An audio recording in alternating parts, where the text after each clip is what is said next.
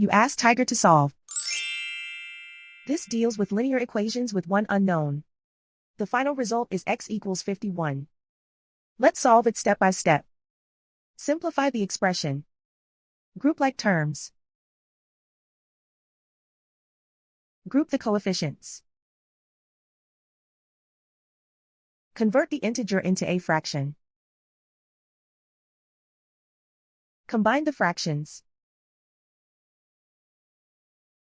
Combine the numerators.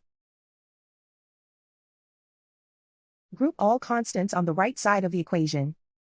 Subtract 10 from both sides. Simplify the arithmetic.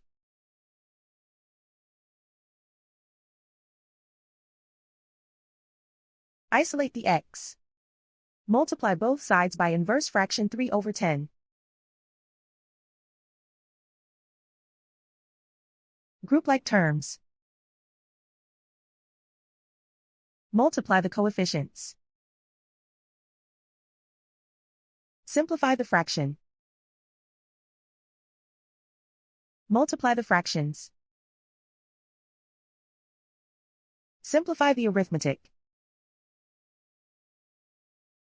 And so the final result is x equals 51.